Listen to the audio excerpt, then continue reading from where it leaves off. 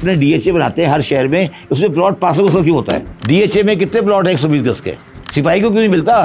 क्यों नहीं देते? जनरलों के लिए है, और जनरल साहब ने भेज दिया। ये तो पाकिस्तान की आर्मी है ना, इसमें कोई नीचे वाला अफसर नहीं है, नीचे वाला बंदा कोई नहीं है, उसको क्यों नहीं देते प्लॉट? पूछे ना बुला के किसी दिन। मैं जब ये बात कर रहा हूँ तो मैं भी अपनी जिंदगी को रिस्क पे डाल रहा हूँ ना। हम ये समझते हैं कि जो सिपाही है गोली खाएगा, उसकी लाश जाएगी, पाकिस्तान के परचम में लपेटेंगे, जाकर उसको चकवाल में दफन कर देंगे, उसकी बच्चे वहीं रहेंगे। जनरल्स की कॉलोनी देखी है आपने?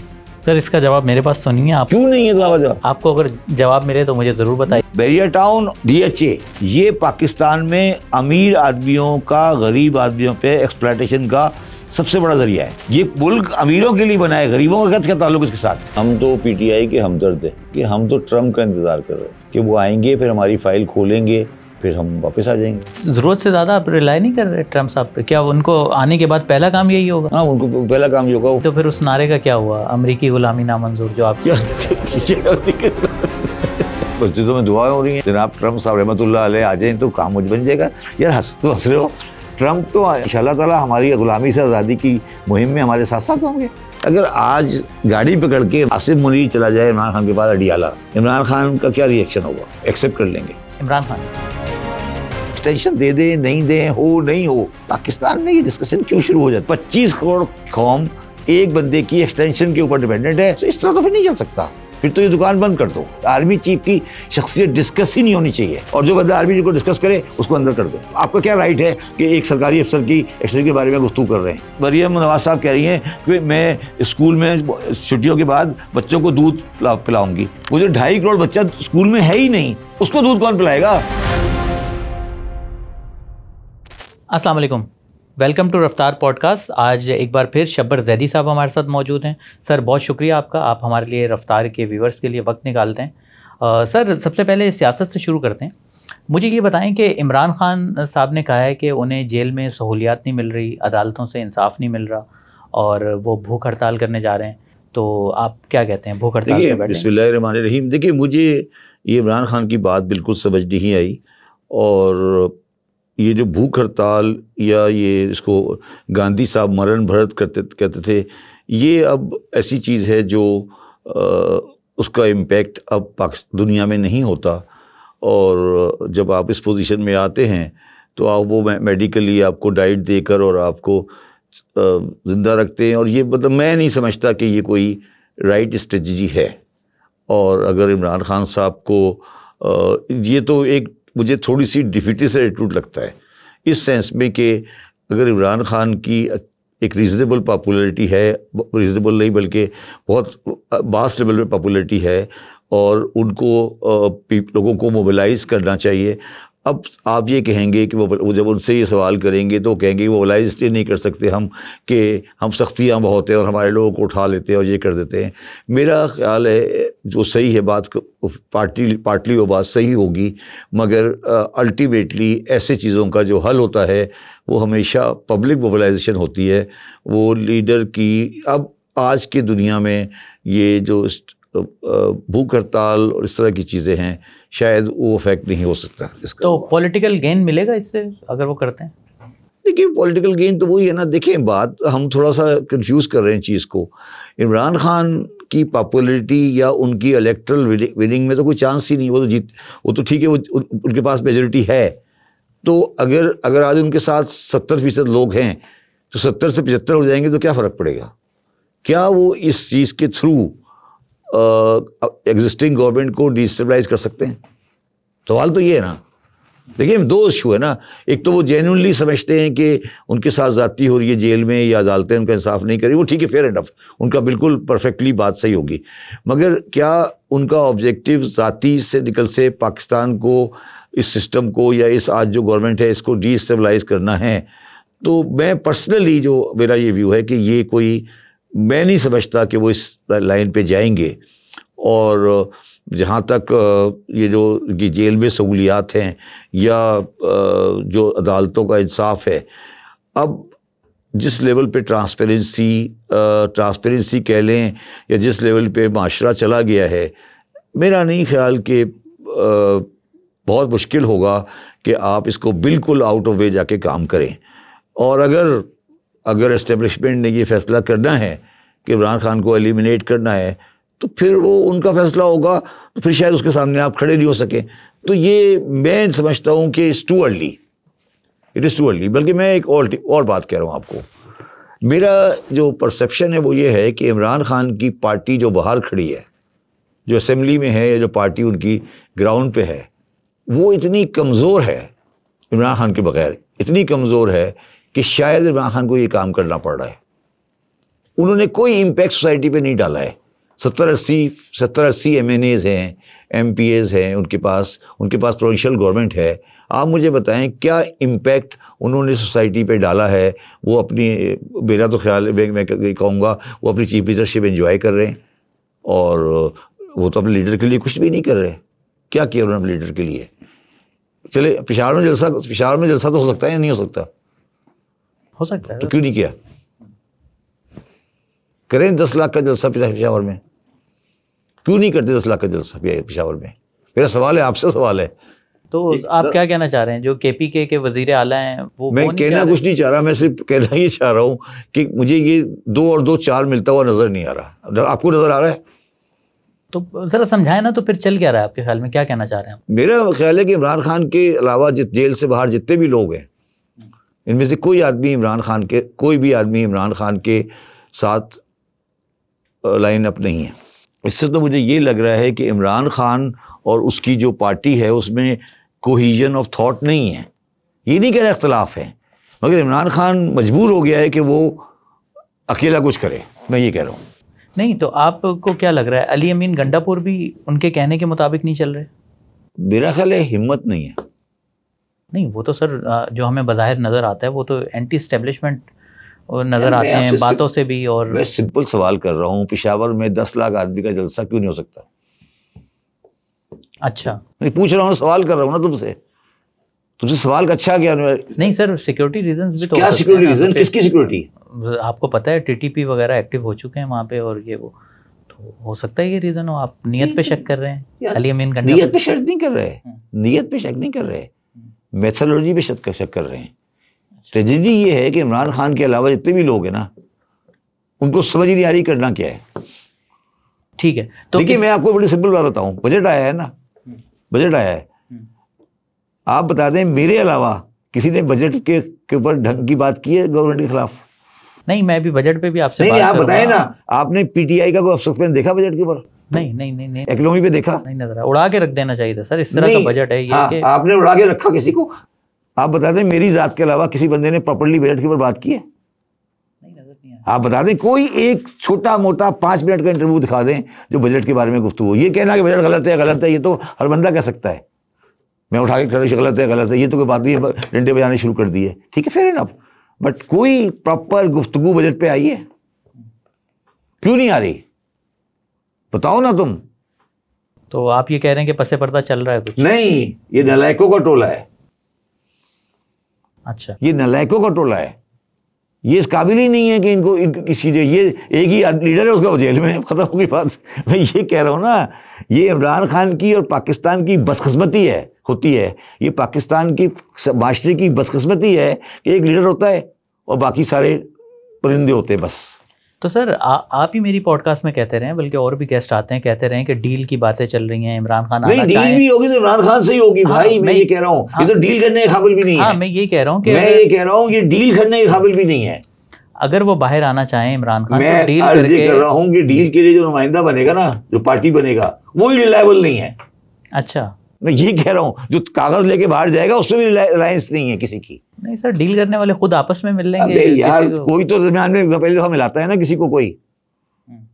मैं ये कह रहा हूं आपको, ये इतने नालायक हैं कि ये तो डील वाले को दरवाजे नहीं ला सकते।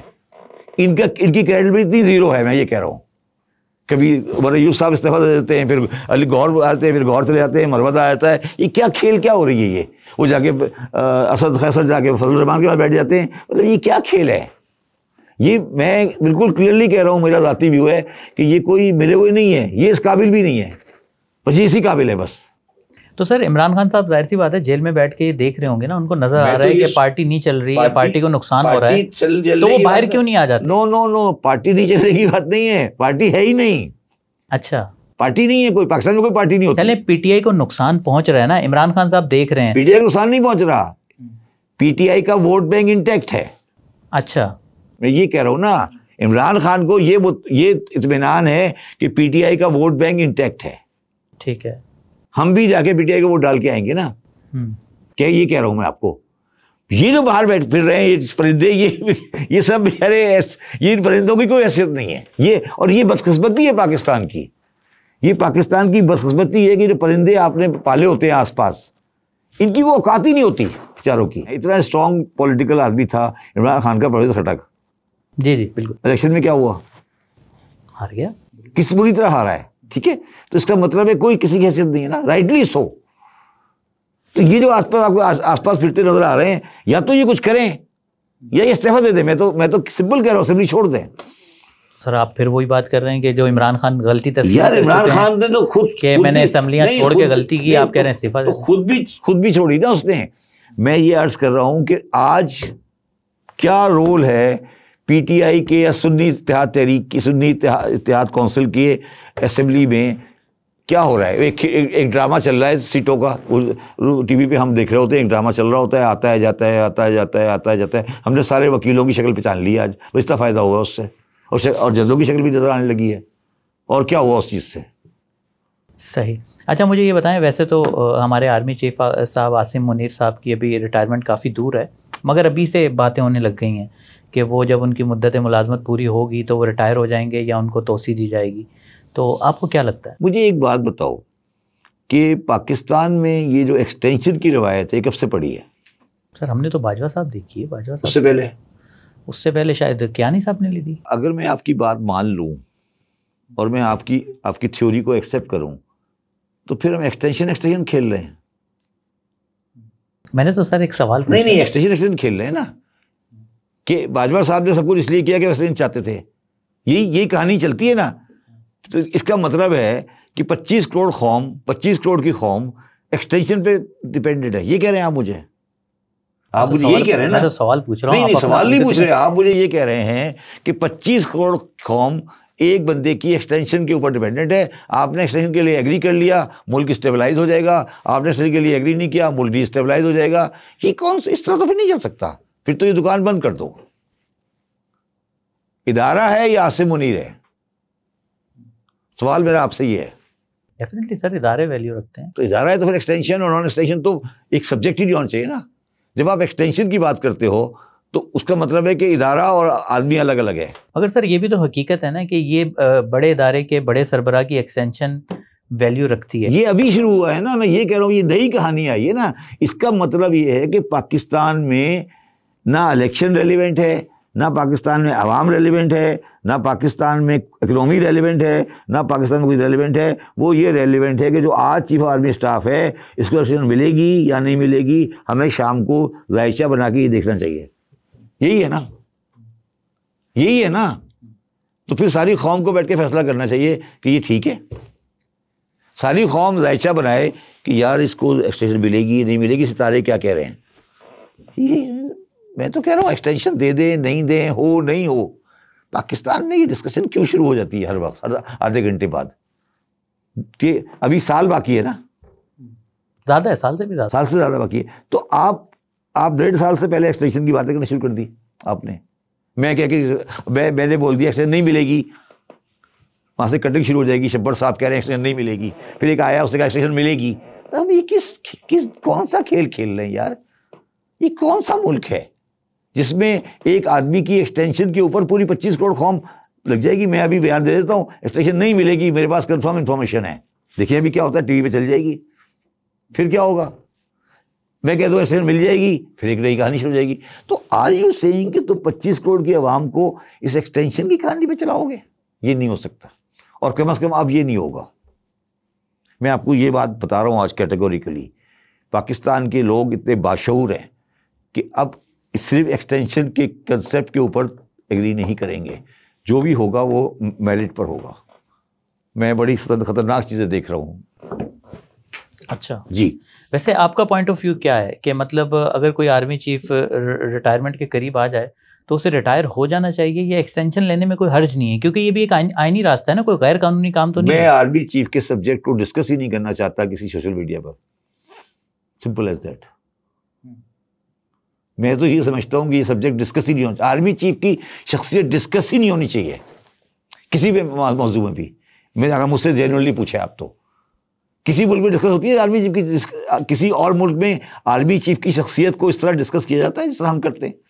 सर नहीं होनी चाहिए और होती भी नहीं है, मगर तो अगर हमारी रवायत तो जरा हट के है ना, पाकिस्तान तो एक अलग रवायत को सही करने की तरफ आगे बढ़े या रवायत को मजीद खराब करें? क्या कोई कोशिश नहीं होनी चाहिए रवायत को सही करने की?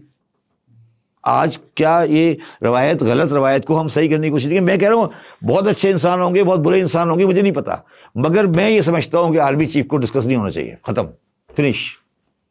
डिस्कस ही नहीं होना चाहिए पब्लिक में, और जो बंदा आर्मी चीफ को डिस्कस करे उसको अंदर कर दे। क्या आपको हुआ, आपका क्या राइट है कि एक सरकारी अफसर की एक्शन के बारे में गुफ्तगू कर रहे हैं? ये तो राइट आपका नहीं है ना, है राइट आपका? सर देखें, इदारों के सरबराह या इदारे जब भी कोई अच्छा काम करते हैं हम उनको अप्रिशिएट भी करते हैं, चाहे वो कोई पर्सन होता है, वो भी गलत है, उनके कारनामों को हम अप्रिशिएट करते हैं। नहीं सर, अप्रिसिएशन मिलनी चाहिए। अगर इदारे ये काम कर रहे हैं कि उन्होंने सैलाब के लिए किया, वो इदारा कोई अच्छी बात नहीं कर रहा, वो उनकी ड्यूटी है, पाकिस्तान गवर्नमेंट के सर्वेंट्स हैं, उनकी ड्यूटी है।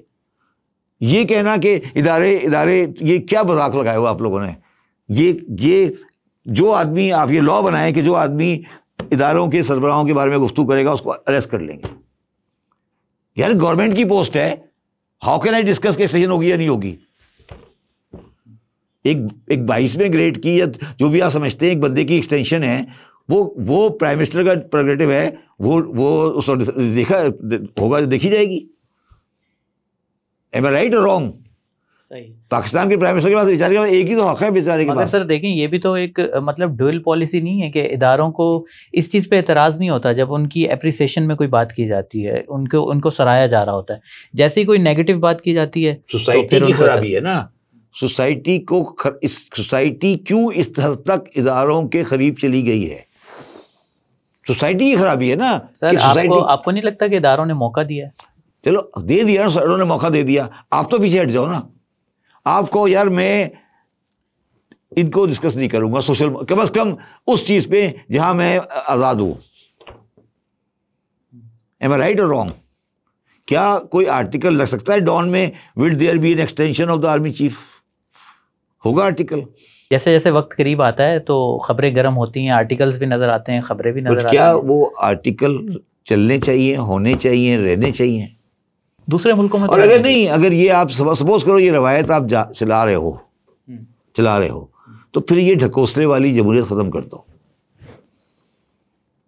खत्म कर देना। फिर ड्रामेबाजी क्यों कर रहे हो? फिर 342 बंदे, उनकी गाड़ियां, उनके फर्ट, ये सारे ड्रामेबाजी बंद करो। फिर एक साहब आ जाते हैं पीला कोट पहन के, नीली टाई लगा के, वो कहते हैं मैं पाकिस्तान का वजीर आजम हूँ। तो उनको कहो यार खफाले के भाई आपका कोई ताल्लुक नहीं है, आपका काम सिर्फ ये कि एक्सटेंशन की जो लेटर आएगा उसमें साइन करना है आपने। शायद हो सकता है पहले साइन करके रखा हो, उसके बाद फाइल में रखा भी हो। अभी ये भी तो पॉसिबल है ना कि लेटर शायद टाइप होकर उन्होंने साइन भी कर दिया हो, पॉसिबल है ना।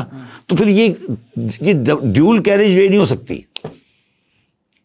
हो सकती है, होनी चाहिए, नहीं होनी चाहिए सर, बिल्कुल खत्म होगी बात। मैं तो अब इस पे बड़ा क्लियर हो चुका हूँ कि ये जो हम बार बार एक्सटेंशन की बात करते हैं, तो फिर हम तो, मैं किसी को कह रहा था, एक आदमी को, कि फिर हमारी ज़िंदगी तो ये हो गई एक एक्सटेंशन से दूसरी एक्सटेंशन तक। पाकिस्तान की कहानी होनी चाहिए एक एक्सटेंशन से दूसरी एक्सटेंशन तक, इस एक्सटेंशन से फिर एक अगली एक्सटेंशन तक, फिर अगली एक्सटेंशन तक, यही है ना। चलें आगे बढ़ते हैं। मुझे ये बताएं कि हुकूमत बने तकरीबन 4 महीने हो चुके हैं, अगर शुरू के 100 दिन हम देखें तो आपको क्या लगता है हुकूमत की परफॉर्मेंस कैसी रही? ये फारिग हो गए बिल्कुल। अच्छा, कंप्लीटली फारिग है ये। इतना अच्छा बजट दिया सर, क्या इतना अच्छा बजट दिया माशाल्लाह सर आपको। शायद ये फारिग है बेचारे। देखिए मैं तो अब सीरियस, ये बेचारे फारिग हैं।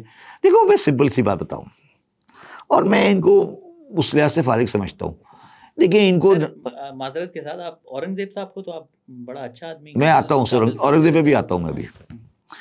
देखो बात ये है कि इनको नज़र आ रहा है कि मैं अभी लोकल बाद में आता हूँ, फॉरेन, इनको नज़र आ रहा है कि IMF के बगैर हम फॉरेन करेंसी डिफ़ॉल्ट कर जाएंगे।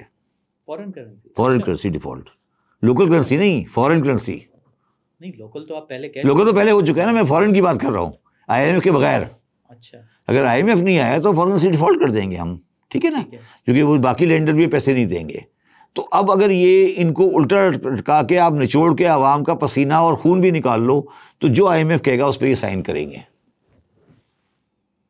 खत्म हो गई बात। दिस इज सब complete story of this budget.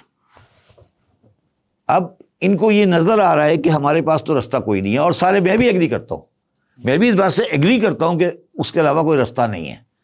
ठीक है, तो आपको नजर आ रहा है कि यार इसके आगे मौत है, और मौत से पहले ये कीमोथेरेपी करनी है तो वो कीमोथेरेपी करवा रहे हैं। अब उस कीमोथेरेपी में आवाम का खून निकले, पसीना निकले, कुछ भी हो, वो तो होना है। अब इनके पास चॉइस क्या है? इसलिए मैं इनको मासूम कहता हूं कि भाई ये मासूम है। इनको नजर आ रहा है कि ये बकवास करते थे कि जी हमने डिफॉल्ट से बचा लिया और ये कर लिया वो कर लिया, कुछ भी नहीं है। IMF में जाना है, अदरवाइज आप डिफॉल्ट में चले गए, खत्म, अल्लाह अल्लाह खैर सलाह, फिनिश। ठीक है, अब क्या करें? ये यही करेंगे कि IMF जो कहेगा, अगर IMF कहेगा कि बिजली को 500 रुपये कर दो, 500 रुपये कर देंगे। अगर IMF ये कहेगा सैलरी वालों को कि गर्दनों पे तोप चला दो, चला देंगे। तो इनका क्या ताल्लुक है बजट के साथ? इनका बजट से ताल्लुक क्या है? मैंने कल ही किसी टीवी प्रोग्राम में कहा था, मरियम नवाज साहब कह रही हैं कि मैं स्कूल में छुट्टियों के बाद बच्चों को दूध पिलाऊंगी। तो मैंने कहा वो 2.5 करोड़ बच्चा जो स्कूल में नहीं है वो कहां से दूध पिएगा? वो जो 2.5 करोड़ बच्चा स्कूल में है ही नहीं, उसको दूध कौन पिलाएगा? हाईएस्ट नंबर है दुनिया में, highest number of children out of the school is Pakistan. ठीक है, मरियम नवाज साहबा कह रही हैं जो स्कूल में बच्चे मैंने दूध पिलाऊंगी, ठीक है, दूध मिलेगा छुट्टियों के बाद से। तो मैंने उनको टीवी के लिए जवाब दिया था कि भाई जो इस पैसे को खर्च कर लो, जो 2.5 करोड़ बच्चे स्कूल में नहीं उनको पहले पढ़ा लो, दूध बाद में पिला देना। ये तो बेचारे मासूम से लोग हैं, इनको क्यों, तो इनको सीरियस क्यों लेते हो इनको? चलें, अगर बजट को हटा दिया जाए, ओवरऑल बाकी परफॉर्मेंस आपको क्या कहती है? वैसे एकदम तो परफॉर्मेंस एक दो चीजें तो नजर आई ना सर, वो प्राइवेटाइजेशन हो रही है, PIA का मामला आगे बढ़ा है, कुछ स्टील मिल का मामला भी आगे बढ़ा है। क्या हुआ? बंद कर दी? किसी ने कहा बिकी है? किसी ने बताया कि बिक रही है? तो सर अगर बंद हो गई तो तब भी तो और भी खराब होगी। अच्छा, तो क्या हो गया? उससे कॉस्ट कम नहीं हुई होगी? एम्प्लॉय निकाला कोई और रिलैक्स कर दिया, खत्म हो गया। जो अभी सरकारी जो इंक्रीज हुई है सैलरी में, क्या स्टेट मिल के एम्प्लॉइज की नहीं हुई?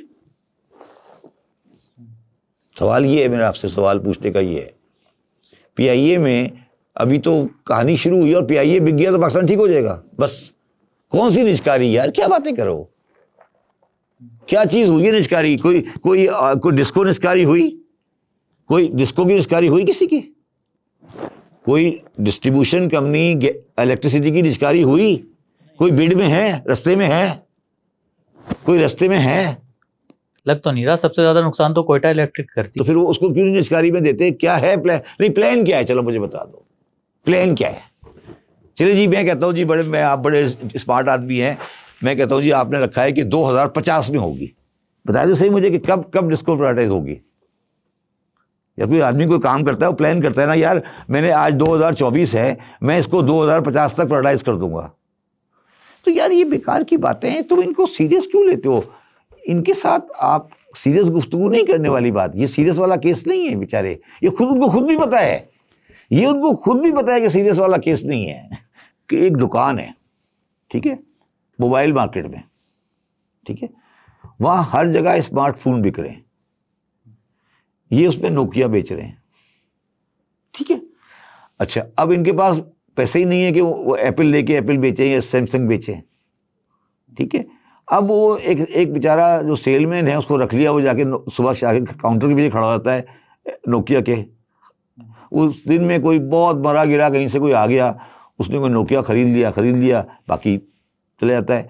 तो वो दुकान चल नहीं रही, ठीक है। अब वो दुकान में दो प्रॉब्लम है, एक तो दुकान नहीं चल रही, और दूसरी दुकान का जो चौकीदार है जिसने दुकान बना के दी थी वो इतना स्ट्रांग हो गया है, वो हर रोज जाके झाड़ मारता है उस सेलमैन को कि तुम सेल क्यों नहीं करते। वो कहता है यार सेल कैसे करूंगा, मेरे पास तो नोकिया है। बाजार में लोग डिमांड करते हैं एप्पल की या सैमसंग की। सर वैसे माजरत के साथ दुकान चौकीदार ने तो नहीं बना के दी थी। यार मैं कह रहा हूँ चौकीदार और दुकान जो है वो समझ लें चौकीदार के कब्जे में है, चलो इस तरह समझ लो, ठीक है, चौकीदार के कब्जे में है, ठीक है। अच्छा, अब वो जो सेलमैन है बेचारा, वो नोकिया का उसके पास सामान पड़ा हुआ है, नया सामान लेने के पैसे नहीं हैं, तो वो बेचारा लुंगिया लेके बैठा है 50-60 और वो चलाया जा रहा है। अच्छा, अब ये दुकान वो बंद भी नहीं कर सकता, चौकीदार ने कहा बंद नहीं होगी, अभी चलेगी, ठीक है। अच्छा, अब क्या हुआ कि अब कब क्या होगा इसके अंदर, अब इसके बाद क्या होगा? अब इसके बाद ये होगा कि दुकान में रिपेयर एंड मेंटेनेंस नहीं होगी तो एक दिन दुकान की छत गिर जाएगी। चौकीदार का कुछ नहीं बिगड़ेगा कि वो बाहर बैठा हुआ है, सेलमैन नहीं मारा जाएगा अंदर की प्रोडक्ट भी मारी जाएगी और ये सारे मारे जाएंगे। और ये बेचारे नोकिया बेच रहे हैं इनको, या वो बेचारे वो क्या होता है, वो था ना एक, वो जो था ना एक था बेरी, क्या ब्लैकबेरी बेच रहे हैं ये आज के स्मार्टफोन के ज़माने में। यही है ना। ये दुकान चलाने का कोई तरीका है? आप दुकान चलाने का तरीका ये है कि सेलमैन को, उस दुकान को पहले सारे पुराने रैक निकालें, सेलमैन को ट्रेनिंग कराएं, किसी बंदे से बरा वाली दुकान जो है वो चल रही है, ठीक है, तुम्हारे पास जगह है और वो उस बरा वाली दुकान चल रही है, उसे कहें कि भाई हमारे इस तरह करो, तुम्हारे 10, 15, 20 जो एप्पल है वो हमें दे दो, हम तुम्हारे लिए बेच देंगे, हम 4-5% कमीशन दे देना, तुम्हारी तरह से बेच रहे हैं, ठीक है। वो बरा वाली दुकान चल रही है, इधर वाली भी चल रही है, इधर वाली भी चल रही है, ठीक है, दोनों दुकानें इधर वाली चल रही हैं। तो अब इसका तरीका ये है कि एक दो दुकान को साफ करें, रैक नया लगाएं। आप इंडिया और चीन की बात कर रहे हैं इतने? ईरान की भी बात कर रहा हूँ। अच्छा, दुकान चल रही है ना, बड़ा वाले की दुकान चल रही है, वो स्मार्टफोन बेच रहा है, ठीक है ना, उससे कहे यार इस तरह करो, हमारे साथ कमीशन एजेंट का काम कर लो, तुम्हारी प्रोडक्ट हमारी दुकान में भी जगह हमारे पास है, हमारे पास सामान खरीदने के पैसे नहीं है, ठीक है, तो तुम इस तरह करो, 10 हमें दे दो, हम अगर बेच दिए दिन में तो हम 1 रुपया कमीशन ले लेंगे, ठीक है। अब ये तुम करने को तैयार नहीं हो, तुम्हारे बड़ा वाली दुकान से माँ बहन हुई है, इधर वाली दुकान से ही माँ बहन है, इधर वाली दुकान से ही माँ बहन है। आज मुझे एक बंदे ने बड़ी इंटरेस्टिंग बात की, उसने कहा कि पाकिस्तान का जो बॉर्डर है, टोटल बॉर्डर, उसकी जो माइलेज है टोटल, उसमें से 96% के बॉर्डर के ऊपर झगड़ा है, सिर्फ 4% का इलाका ऐसा है जहाँ पे हमारी पीस है। अफगानिस्तान, ईरान और इंडिया से झगड़ा है, सिर्फ 4% चाइना है जहाँ पे हमारी दोस्ती है ना, रियलिटी है। तो अब आपने कहा दुकान कैसे चलेगी, तो इधर वाली दुकान भी चल रही है, वो स्मार्टफोन बेच रहा है सैमसंग के, उधर वाली दुकान भी चल रही है, वो एप्पल के बेच रहा है, ठीक है। तो अच्छा, दूसरी बात है कि जो तुम्हारा जो फ्रंट है दुकान का, वो भी जो सिक्योरिटी गार्ड ने बहुत ज़्यादा जगह घेरी हुई है, तो फ्रंट ज़रा बड़ा करो, सिक्योरिटी गार्ड की चेयर है वो थोड़ी छोटी करो, तो उस तरह से फिर चल जाएगी दुकान। मैं कोई गलत कह रहा हूँ? तुम लोग हंस क्यों रहे हो? अब तुम्हें समझ आ रही है? मैं मिसाल से दे रहा हूँ ना, मैं तो सिंपल, इसमें कोई, जो मैं कह रहा हूँ इसमें कोई गलती है? तुम क्या चाहते हो सर? तुम नोकिया बेचते रहोगे? नोकिया कौन खरीदेगा सर, अगर बेचेंगे भी तो। मैं यही तो अर्ज कर रहा हूँ, 1990 में पाकिस्तान की और वियतनाम की एक्सपोर्ट बराबर थी, $10 बिलियन। वियतनाम की और पाकिस्तान की बराबर थी $10 बिलियन। आज वियतनाम $600 बिलियन है, पाकिस्तान $30 बिलियन है। सर, इस बजट में हुकूमत ने अवाम के साथ क्या किया है? सैलरीड क्लास पर मजीद टैक्स का बोझ डाल दिया, बच्चों के दूध तक पे टैक्स लगा दिया, और अपने खर्चे जो हैं वो कुछ भी कम नहीं किए, वो बढ़ा दिए उल्टा। तो आपको लगता है कि अवाम रिएक्शन देगी जैसे आज़ाद कश्मीर में आया? देखिए, पहली बात तो ये है कि मैं अवाम का रिएक्शन, तो पाकिस्तान में अवाम ने कभी रिएक्शन नहीं दिया और मुझे कोई ख़ास रिएक्शन नज़र नहीं आ रहा। रिएक्शन आएगा अवाम का बजट पे नहीं आएगा, अवाम का रिएक्शन आएगा बिजली के ऊपर, और अवाम का रिएक्शन आएगा पेट्रोल के ऊपर, अगर पेट्रोल की अवेलेबिलिटी में प्रॉब्लम आई। बिजली पे मुझे शक है कि बिजली के ऊपर कोई रिएक्शन आएगा। अगर बिजली में कहीं अगर इस बिल के साथ अगर लोड शेडिंग भी हुई तो मुझे लगता है कोई रिएक्शन की पोजीशन आ सकती है, मगर ये जो आटा दाल चीनी की महंगाई है इस पे कोई रिएक्शन आने का चांस नहीं है।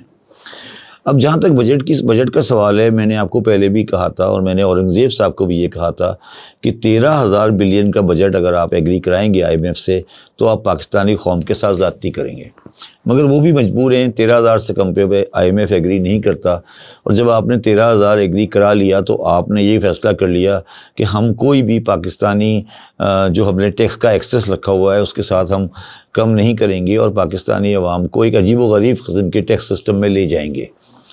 मैं टैक्स का तालिब इल्म हूँ दुनिया में, मेरा अपना ख्याल है कि आज का जो इस बजट के बाद जो टैक्स का रेट है पाकिस्तान का, वो दुनिया का हाईएस्ट रेट है, दुनिया का, पाकिस्तान का नहीं, पूरी दुनिया में सबसे हाईएस्ट टैक्स रेट है। कोई एक आध कीनिया शीनिया है दुनिया में जिनका रेट शायद ज़्यादा है, बट कि दुनिया में कोई ऐसा कंट्री नहीं है जिसका टैक्स रेट ये हो। फॉर एग्जांपल इंडिया में कंपनीज का रेट इस वक्त 25% है, 25%। हमारा कंपनी का रेट 39% है। तो ये कहानी चलने वाली नहीं है। ये जिस तरफ ये ले जा रहे हैं, ये बेसिकली एक साजिश का शिकार हो रहे हैं। साजिश ये है कि पाकिस्तान में दो तबके रहते हैं। जो ब्यूरोक्रेसी है और जो हमारी जो मिलिट्री ब्यूरोक्रेसी जो है आज के दौर में, ये ज़्यादातर छोटे शहरों की, इंटीरियर की से आती है। ये जो सारी मुझे बजट की एक्सरसाइज नज़र आ रही है, ये मुझे उन लोगों की भत्तागिरी से ज़्यादा नज़र नहीं आती। भत्तागिरी का मतलब ये है कि इंटीरियर से आए अफसर बने, कराची में 4 पैसे कमाए, वापस चले गए। अच्छा, आप क्यों कह रहे हैं? बात ये है कि जब रेट 40 होगा तो बंदा बचाने के लिए 5% दे देगा, 10% दे देगा। 25 होगा तो नहीं देगा। ठीक है, तो ये जो आपने रेट इंक्रीज़ किया है, ये एक्चुअली गवर्नमेंट ऑफ पाकिस्तान को कुछ नहीं देगा। ये अफसरों का रेट 5% बढ़ गया। इसकी सिंपल लॉजिक ये है कि आपने ब्यूरोक्रेसी को ये कहा कि भाई तुम्हारी रिश्वत का रेट 10 था ना, अब ये 15 हो गया। सिंपल, इस पर कुछ नहीं है। मैं बिल्कुल सिंपल बात कर रहा हूँ। मेरे से ज़्यादा टैक्स को कोई नहीं जानता। ये रिश्वत का रेट जो है डबल हो गया।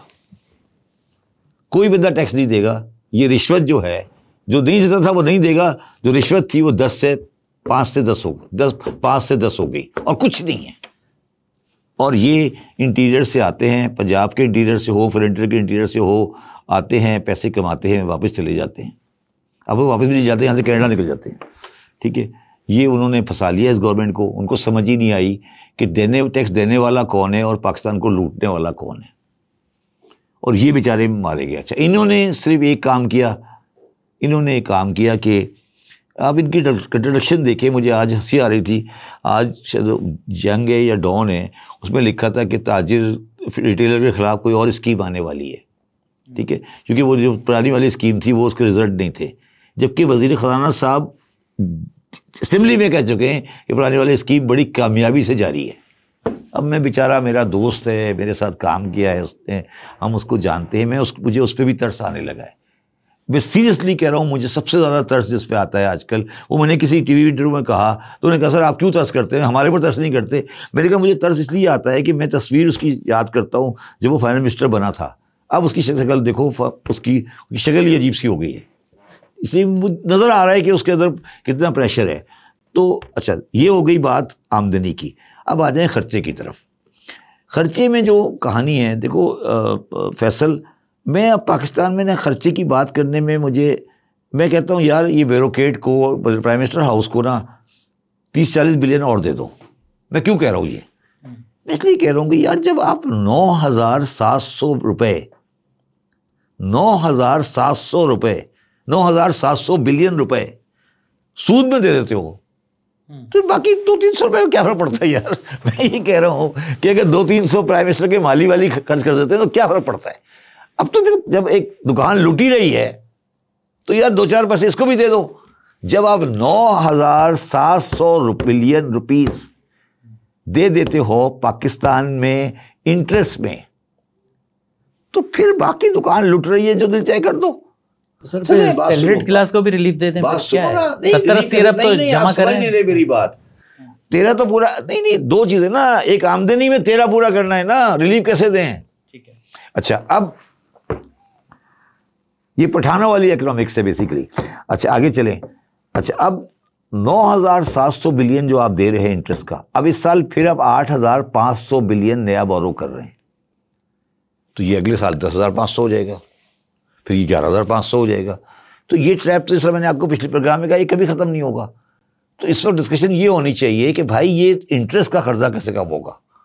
और सबसे बड़ी, मैं तो आपसे बड़ी सिंपल बात करता हूँ और आप लोग पता नहीं किस तरह के आदमी हो, वैसे मुझसे इतना आर्गू करते हो तुम, सूद हराम है, सूद हराम है, ये क्यों नहीं हराम करते, क्यों नहीं बंद कर देते? ये कहोगे नहीं देना कल से, तो पूरा मुल्क तो हराम पे चल रहा है, पूरा मुल्क हराम पे चल रहा है, मुझे तुम कहते हो हलाल पे चलाना। ये मुझे समझ आज तक नहीं आई बात, ये इंटरेस्ट है नहीं है।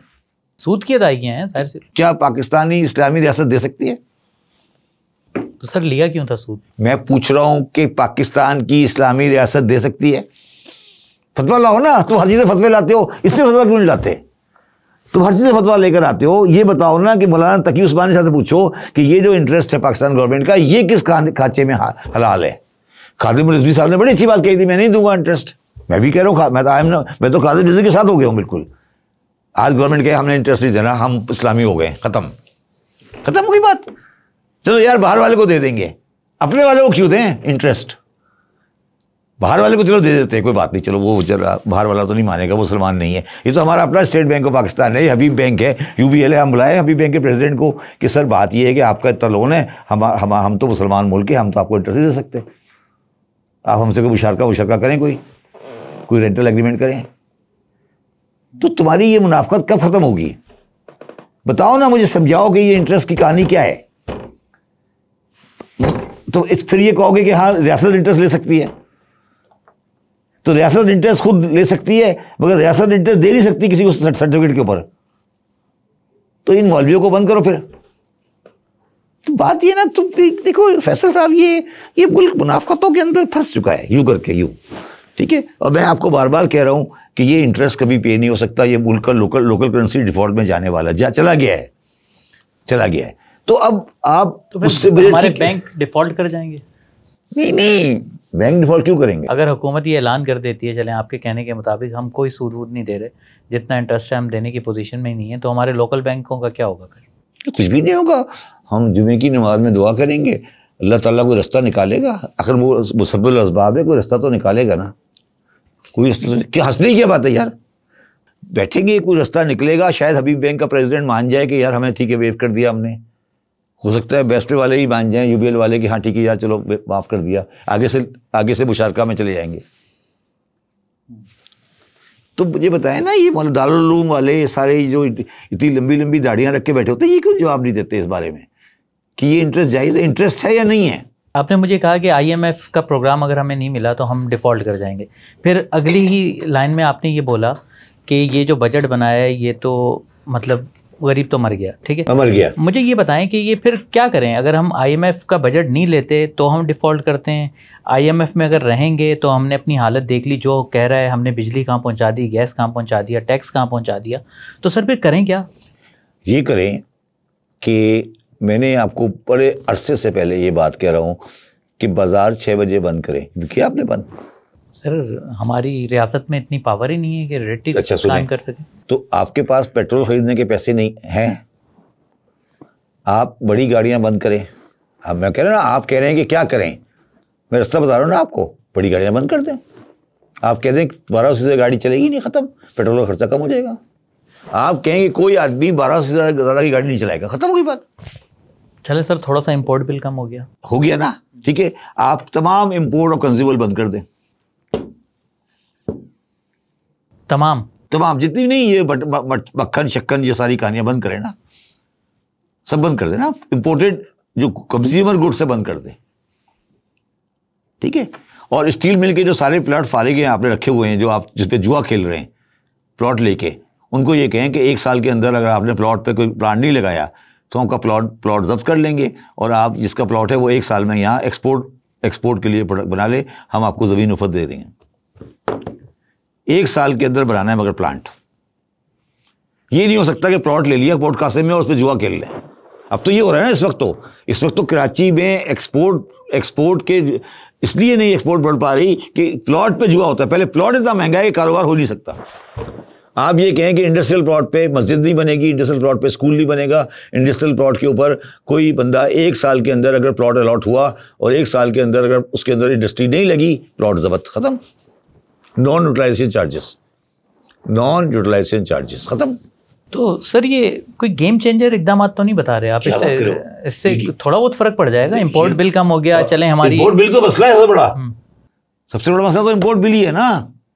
सिर्फ $6 बिलियन दे रहा है IMF, सिर्फ $6 बिलियन दे रहा है। तो 6 मैं तो आपको 8 बिलियन का नुस्खा बता रहा हूँ। तो सर हमारा ट्रेड डेफिसिट तो भी काफी कम हुआ है सर। फिर भी तो क्यों जा रहे हो IMF के पास? मगर मेरा मकसद है कि तुमने कुछ भी नहीं करना, फिर कुछ भी नहीं करना ना। गड्डापुर साहब है, वो कितनी गाड़ी लेके साथ चलते हैं?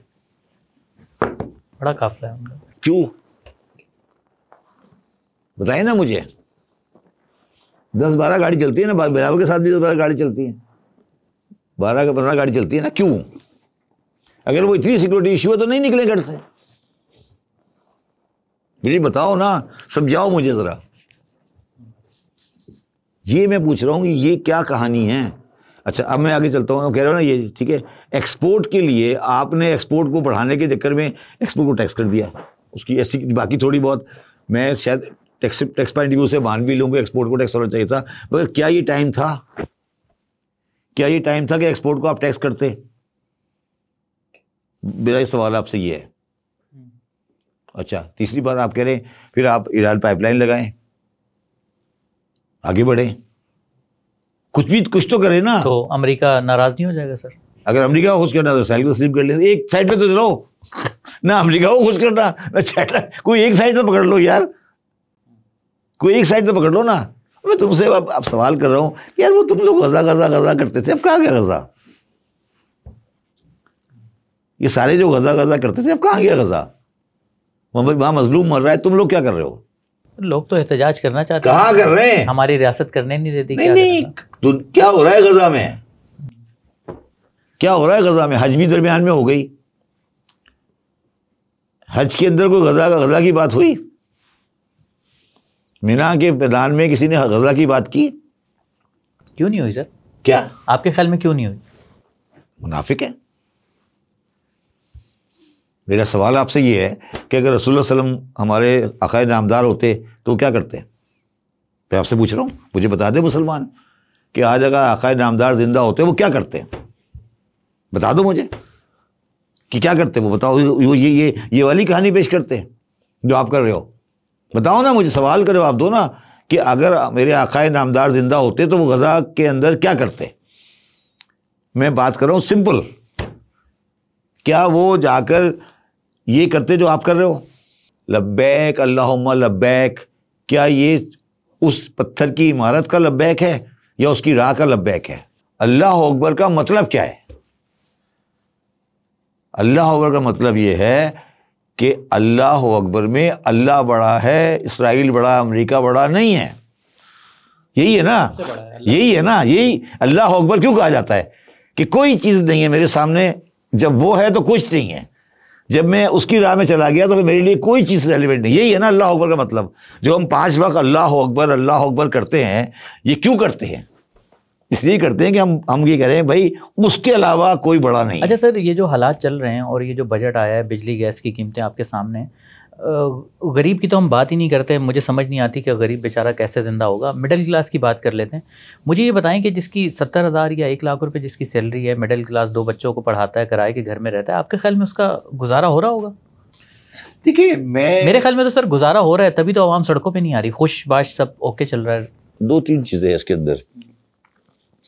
मैं ये समझता हूँ कि पाकिस्तान की सियासत, पाकिस्तान की माशरत, पाकिस्तान की सूरत हाल, सब चीज़ को जो चीज़ लेके बैठ जाएगी ना, बल्कि मैं कहता हूँ पाकिस्तान को लेके बैठ जाएगी, वो एनर्जी का इशू है।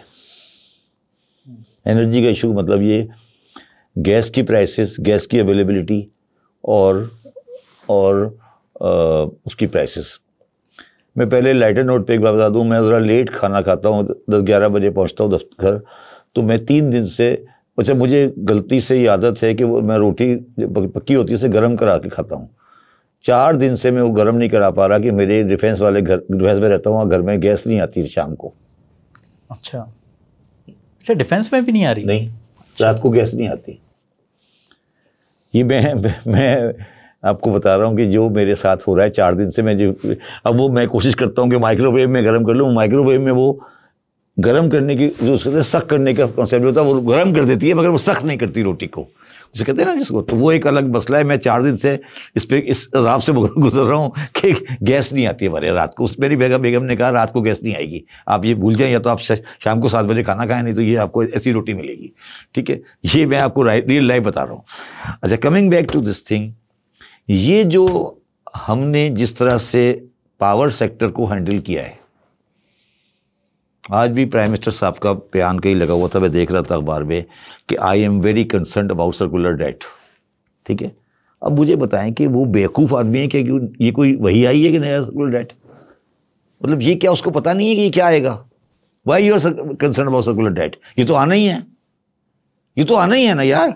तो अब मुझे बताएं कि क्या आज जिस आदमी की तनख्वाह 70,000 रुपये है, अगर उसके घर में AC भी नहीं है और अशिया आम चीज़ें हैं, 3-4 पंखे हैं, एक फ्रिज है, एक टीवी, एक टीवी है और एक डीप फ्रीजर है, फॉर आर्गुमेंट से एक फ्रिज है, उसका बिजली का बिल कितना आता है? आएगा, आ रहा है आजकल।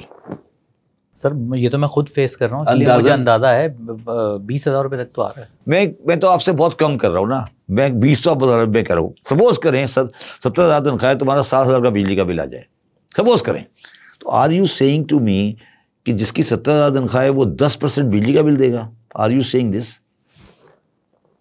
Is there any place in the world जहां पे एनर्जी कॉस्ट 10% है? इसमें भी गैस शामिल नहीं है, गैस भी तो शामिल नहीं है, एनर्जी में ही आती है, गैस शामिल नहीं है, ये तो चल ही नहीं सकता।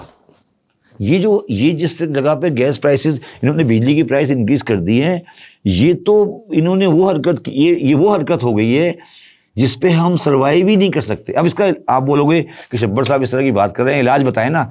इसमें आपको एक छोटे वाले कंज्यूमर को सब्सिडी देनी पड़ेगी। इसमें आप कुछ भी कर लें, आपको जो लोग 1 लाख रुपए तनख्वाह लेते हैं उनका एनर्जी का बिल किसी भी हाल में 2-2.5 हज़ार से ज़्यादा का नहीं हो सकता।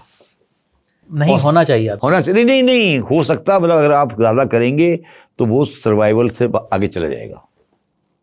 सर आप 2-2.5 हज़ार बात कर रहे हैं, इस वक्त मैंने ऐसे घर देखे हैं जो बिजली गैस का बिल 30,000 रुपये भर रहे हैं। मैं वही कह रहा हूँ, 1 लाख रुपए सैलरी है। मैं वही अर्ज करने की कोशिश कर रहा हूँ ना कि ये जो सारा खेल जिस तरह बैठ गया है, ये मजाक चल रहा है, इस पर कोई रिसर्च भी नहीं कर रहा कि ये क्या हो रहा है और इसका कोई सोल्यूशन भी नहीं दे रहा।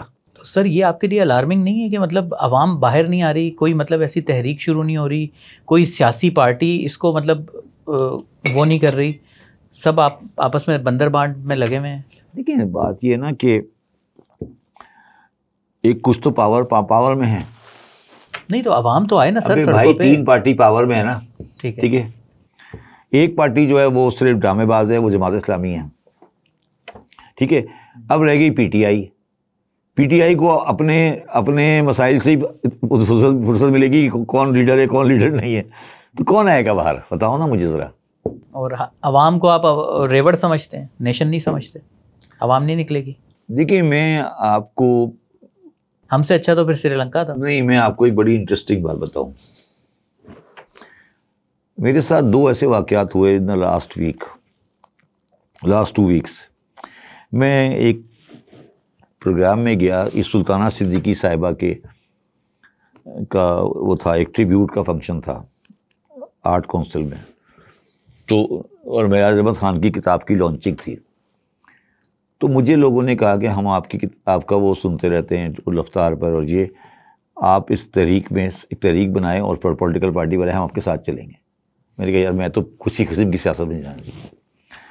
उसके बाद मैं अभी कल शाम को कराची के बहुत पुराने पॉलिटिशियन लोगों ने मुझे बुलाया, उन्होंने कहा सब ये तो सब आप बातें करते रहते हैं, आपकी कोई हैसियत ही नहीं है, बात करके आप चले जाते हैं, हमें इसको मूवमेंट में कन्वर्ट करना चाहिए। मैं अपनी तौर पे ज़ाती तौर पे इसको समझता हूँ कि मेरे अंदर वो सलाहियत नहीं है और मैं नहीं करना चाहता, मैं शायद नहीं भी कभी नहीं करूँगा। मगर प्रॉब्लम ये है कि अवाम बिल्कुल तैयार है इन कॉजेज़ के लिए आने के लिए सड़क पर। उनको एक लीडर चाहिए और वो लीडर जो बाकी लीडर हैं इंक्लूडिंग इमरान खान इन मैटर्स पर कंप्रोमाइज्ड हैं। कंप्रोमाइज इस सेंस में नहीं है कि उन्होंने कोई सौदेबाजी की है, वो भी मतलब इसी कॉटरी का हिस्सा हैं। मतलब मैं कभी भी इमरान खान को सोशलिस्ट लीडर नहीं कहूँगा। पाकिस्तान को इस वक्त सोशलिस्ट लीडर की ज़रूरत है। इस वक्त कोई नज़र आता है? नहीं, मैं यही कह रहा हूँ ना, पाकिस्तान की सियासत की ट्रेजेडी ये है कि पाकिस्तान की सियासत राइट हो चुकी है। मतलब राइटिस्ट, सेंटर राइटिस्ट है सब। कोई बंदा सोशलिज्म का मतलब ये होता है जो आम आदमी की सोसाइटी को देखे, वो पाकिस्तान में नापैद हो गया है। कोई कौन है बता दे मुझे, कोई है बंदा सोशलिज्म की बात करता है? किसी को देखा है आपने कि जो बात करे कि एजुकेशन सही होनी, एजुकेशन फ्री हो? कोई बंदा ये बात करे हेल्थ सही हो? कोई बंदा ये बात करे कि जी जो रोड ट्रांसपोर्ट पब्लिक होनी चाहिए? कोई बंदा ये बात करे कि बिजली का चाहिए? ऐसी बात करते सुना आपने कभी? तो सर अब होगा क्या हमारा, मुझे ये बताएं, क्या होगा? लीडर नहीं है तो आवाम नहीं निकलेगी। इससे तो ये लग रहा है कि पेट्रोल 1000 रुपये लीटर हो जाए तब भी आवाम नहीं निकलेगी। लेकिन बात ये है कि मैंने आपके प्रोग्राम में पहले भी कहा था कि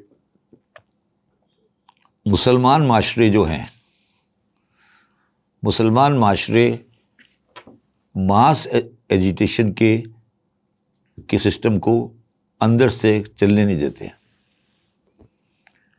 मास मूवमेंट होती है ना, जो लोगों को बाहर निकालती है, सड़कों पर आती है, जो श्रीलंका में हुआ, जो अल्जीरिया में हुआ, जो वो सिस्टम नहीं आता, क्योंकि मुसलमान माशरे, फिर मैं कह रहा हूँ मुसलमान माशरा है ना, तो मुसलमान जब माशरा होता है तो ये हमेशा मजहबी माशरा होता है। मजहबी माशरा हमेशा ज़्यादा रिलाई करता है अल्लाह की मदद पे अपनी मदद के।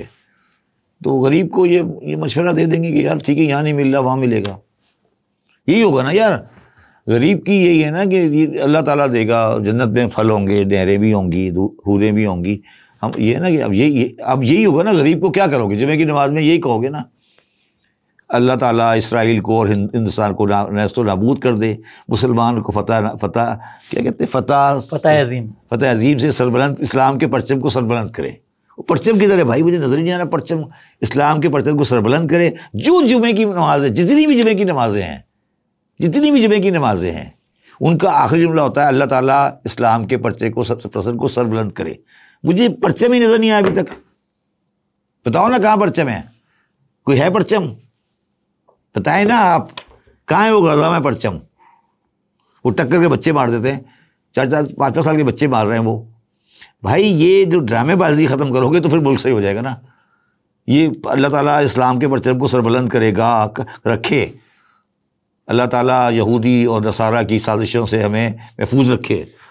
अच्छा, आपके ख्याल में जो मैं बातें कर रहा हूँ या आप कर रहे हैं, अवाम सोच तो रही है ना कि हमारे साथ जुल्म हो रहा है? यार अवाम इतना ज़्यादा सोच रही है, लावा पक रहा है, इतना ज़्यादा सोच रही है कि आप अंदाज़ा नहीं कर सकते। आप सोच नहीं सकते सर इसका आउटकम कब आएगा? आप सोच नहीं सकते, लीडर का इंतजार करते रहे। आप सोच नहीं सकते कि मेरे लिए जिंदगी कितनी मुश्किल हो गई है। आपके लिए? बाजार में जाता हूँ, नहीं वो पकड़ लेते हैं। अच्छा, कि यार ये आप सही कह रहे थे मगर आगे चलें। वो कहते हैं आप सही कहते हैं, आगे चलें। क्योंकि मैं तो सीरियसली सोच रहा हूँ मैं तुम्हारे साथ प्रोग्राम बंद कर दूं कि भाई फायदा क्या है, एक्चुअली फायदा क्या है कि मैं और तुम प्रोग्राम करते हैं, डिस्कस करते हैं, पब्लिक देख रही है, ये रियल। अच्छा, वैसे ये जो आप बात कर रहे हैं ना, ये हमारे व्यूवर्स अक्सर कहते हैं कि आप लोग बातें करते हैं मगर उनके हल नहीं पेश करते ना। मगर मैं अपने व्यूवर्स से कहना चाहूँगा, इंशाल्लाह शब्बर साहब जब नेक्स्ट टाइम आएंगे तो हम एक पूरी पॉडकास्ट रखने जा रहे हैं कि सिर्फ हम मसाइल पे बात नहीं करेंगे, अब बात करेंगे कि हल कैसे होंगे, आगे कैसे बढ़ा जाए। मैं ये कह रहा हूँ ना कि वो यही बात करते हैं, मगर मैं तो कहता हूँ ये भी सर्विस है कि हम मसाइल को सामने ले आएँ। मैं तो ये समझता हूँ ये बहुत बड़ी सर्विस है। मैं ये समझता हूँ, मैं अपनी तारीफ नहीं कर रहा, मगर मैं समझता हूँ कि पाकिस्तानी माशरे में मैंने एक आज़ाद सोच को, एक सोच जो पाकिस्तान में जो नहीं थी उसको आगे कर दिया। और अब तुम्हारे जैसे लोग कहते हैं कि मैं CIA का एजेंट हूँ, हैं कहते हैं ना। देखिए नहीं, मैं ये कह रहा हूँ कि हम तो हर बंदे को कभी किसी का एजेंट बना देते हैं। वैसे आप खुद ही बता देना व्यूअर्स को, आप किसके एजेंट हैं? आप इतना खुल के बोलते हैं, फौज के खिलाफ भी बोलते हैं, अमेरिका को भी रगड़ देते हैं, तो आप किसके एजेंट हैं? किसके? आप हो सकता है फ्री मैसन हो, देखिए यार, बात सुनो, मेरी बात सुनो। 64 साल मेरी उम्र है, ठीक है। जिंदगी की हर कामयाबी दुनिया में किसी अकाउंटेंट ने जो पोस्ट हासिल कर सकता है, अल्लाह ताला ने वो मुझे दी। तो ज़्यादा से ज़्यादा ये होगा ना, ज़्यादा से ज़्यादा क्या होगा कि कोई वीगो आ जाएगी, यही होगा ना। ये इससे ज़्यादा तो नहीं होगा ना। बंद कर देंगे 3, 4, 10 दिन के लिए, 15 दिन के लिए, उससे फ़र्क क्या पड़ेगा, ठीक है। और जो फ्री मैसन वाले हैं मुझे छुड़वा लेंगे। तो तुम कहते हो फ्री मैसन का आदमी है, CIA का आदमी है। हैं क्या फ्री मैसन के आदमी? यार फ्री मैसन जो है, तुम्हें फ्री मैसन की हिस्ट्री पता है? आप बता दें, व्यूअर्स भी जान लेंगे। देखिए, फ्री मैसन जो है वो इस्लाम से भी बहुत पुरानी है, ठीक है। वो एक सीक्रेटिव सोसाइटी है, ठीक है। और उनके बारे में नेगेटिव बात यह है कि दुनिया में जितनी भी तबाहियां हुई हैं वो उन्होंने प्लान की थी। और आपको पता है दुनिया का one of the very famous freemason था जॉर्ज वॉशिंगटन, ठीक है। अच्छा, और फ्री मैसन किसी उस आदमी को मेंबर नहीं बनाते जो एक अल्लाह पे यकीन नहीं रखता। अच्छा, ये उनकी बेसिक क्राइटेरिया है कि वो उसको बनाते हैं अपना मेंबर जो उसकी बुनियादी है कि वो एक अल्लाह को मानने वाला हो, ठीक है। अच्छा, और इसीलिए वो फ्री मैसन हिंदू को फ्री मैसन नहीं बनाते जनरली, क्योंकि उनके यहाँ पॉलिथिज्म नहीं है, ठीक है। अच्छा, और फिर मगर हमने ये कहा कि मगर अगर आप इंडिया की हिस्ट्री पढ़ें और इंडिया के लोगों को पढ़ें, जब गोरे रूल करते थे तो ये बड़ी स्ट्रॉन्ग थी, ठीक है। मगर मैं किसी भी हाल में फ्री मैसन नहीं हूँ, क्योंकि फ्री मैसन एक सीक्रेटिव सोसाइटी है। और मगर अगर फ्री मैसन मुझे सपोर्ट करेंगे तो मुझे कोई अफसोस नहीं होगा, ठीक है। अच्छा, मैं ये अर्ज़ करने की कोशिश कर रहा हूँ, ये बेकार की बातें, मैं सिर्फ कहने की बात ये कोशिश कर रहा हूँ कि हमें ये चाहिए कि अब हम सोल्यूशन की तरफ जाएँ। यस, मईशत की बात हो रही है सर, तो मुझे ये बताएं, शॉर्टली बताएं क्या, क्योंकि इससे मेरा एक दूसरा सवाल रिलेट कर रहा है, क्या FBR जो है वो एक करप्ट इदारा है? देखो यार, यही भी मैंने बहुत दफ़ा एक प्रोग्राम में कहा है। FBR के जो अफसर आते हैं या एम्प्लाई आते हैं वो गवर्नमेंट एम्प्लाई होते हैं। कहाँ से पढ़ते हैं? पाकिस्तान सिविल सर्विस अकेडमी से। वहाँ से निकल के जो कमिश्नर आता है, जो DMG में जाता है, जो अकाउंट जनरल में जाता है, वो ईमानदार होता है। तो तुमने लोगों ने ये कहाँ से कहानी ले ली कि FBR में जाएगा वो ईमानदार होगा और जो कमिश्नर में जाएगा वो ईमान होगा, जो AGPR में जाएगा वो ईमान हो जाएगा? कोई फर्क नहीं पड़ता, FBR वाला बड़ा ईमानदार होना चाहिए। वो भाई जो पाकिस्तानी माशरे का हाल है वो FBR का हाल है। तो ये जो कॉन्सेप्चुअल है कि FBR करप्ट है या FBR में करप्शन है, ये बिल्कुल गलत कॉन्सेप्ट है। क्या पुलिस में करप्शन नहीं है? क्या कस्टम में करप्शन नहीं है? मतलब FBR में भी है ना सर? 100%। मगर ये तो पाकिस्तानी माशरे, क्या जुडिशरी में नहीं है? आप मुझे चलें, मुझको छोड़ दें। जुडिशरी के डिस्ट्रिक्ट जज जो है, डिस्ट्रिक्ट जज किसके अंडर में काम करता है? हाई कोर्ट के जज। ठीक है, वो करप्ट है? पूछ रहा हूं आपसे, क्या परसेप्शन है उसके बारे में? आजकल तो अदालत की परसेप्शन अच्छी नहीं, है, मैं कुछ और चाहे बात कोई भी अदालत हो। देखिए, अब इसको मैं आपको क्लैरिफाई करता हूँ और पाकिस्तानी अवाम के लिए।